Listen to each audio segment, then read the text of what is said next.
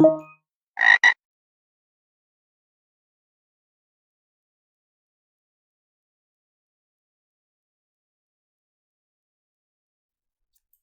right, everybody, this is a guided walkthrough for the Forensics Get 1 challenge from picoCTF 2026 as part of their forensic series of challenges. The description says, can you find the flag in this disk image? Download the disk image here. So what we want to do first for this challenge is we want to set up our environment. We can click on the Open Workspace button down here. And then that's going to open up a CLI terminal. What we want to do is we want to right click on that terminal, and then we want to select this frame and then open frame in new tab. So after that, we're going to see our web shell in a separate web browser tab, which is what we want. And what we're going to do here is we're going to work inside of the temporary directory. Since we have a limit of, I think it's like 120 megabytes on our home directory, but in the temp directory, we have a limit of 2 gigabytes. So we're going to work inside of here. We're going to move into the temp directory. Then we're going to go over to Cylab. We're going to exit this workspace. We're going to hover over the link in the challenge description, copy the link, then go back to our web shell, and then we can wget space, and then paste in the file address.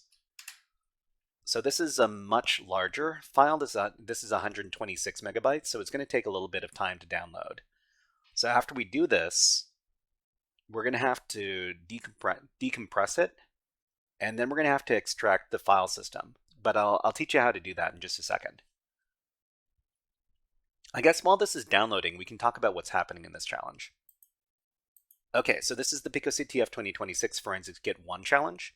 And in this challenge, they want us to find a flag in the disk image. What we're doing here is we're going to be doing some file system extraction. Like in the previous challenge, since we need to interact with this disk image's Git repository, we need to use the task recover tool to extract the file system from the disk image. So when we run task recover, we have to give it a specific type of file system. In this case, it's ext4, and -E to extract, and then we need to give the offset of the disk partition over here. We're going to give it a format, which is raw, and then a disk image, which is disk.img. So let's go ahead and go back. Hopefully we've downloaded the thing. Okay, so we've got our disk image.gz file here. We need to decompress it with gunzip. And then we'll have access to the direct disk image. So this also takes a while because it's a large file. So there are a couple of commands that we need to run before we actually extract the file system. So normally what we would do is we would run mmls on the disk image to find all the partitions. So mmls on disk.image, and this lets us know that there are a bunch of different Linux partitions on this disk, but there's only one we really want to interact with. So the one we want to interact with is the one that starts over at this offset, which is 1140.736. So if we run this command over here, fls, on that particular offset, this will let us know all of the files that are inside of the file partition. Okay, so that lets us know what all of the files are on the file system. But what we're interested in is in extracting the entire file system. So we're just going to run this command over here. So task recover, format of the file system ext4, in extract mode, offset this thing over here. It's a raw disk image, and the disk image is called this. We're going to extract it to the current directory, which is /temp.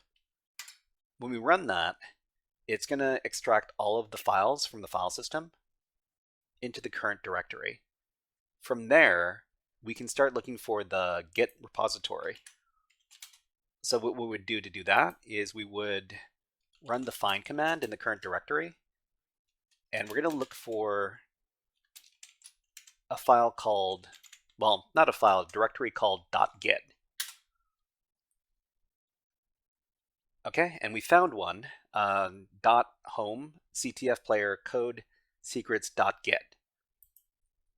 Okay, so we've got the Git repository in this directory over here. So we just need to enter that directory. So it's going to be home CTF player code git. Just going to copy that and paste it in. And now we can interact with the Git repository here. Okay, let's talk about what we've done so far in the presentation. So we use task recovery tool to extract the file system from the disk image. And we locate the Git repository with the find command over here. And then we enter that directory. So if we use the git log command with the -p parameter, we can retrieve the contents of the different commits. So it's not super complicated. We just need to give git log -p, and this gives us the information along with the commits. So in this case, there was two different commits, one that adds the flag and one that deletes the flag. So we can get the flag from either one of these. So this is what we're looking for over here. Anyways, okay, so we've got the flag. We're just going to highlight it and then copy it and then go back to the challenge.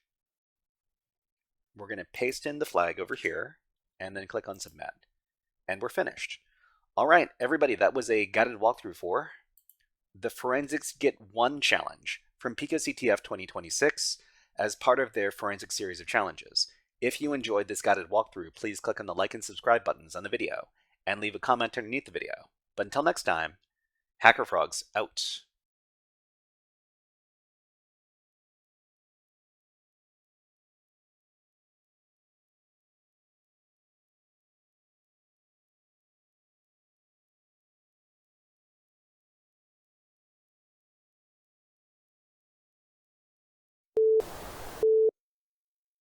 Hey there, HackerFrogs! Are you enjoying this workshop? Learning new concepts and skills? If so, there's a way you can support the channel, and it's totally free. Just click on the subscribe button below the video. Also, click on the like button. And if you have questions or comments on this workshop, please leave them below the video. Thanks for listening. And now, back to our scheduled programming.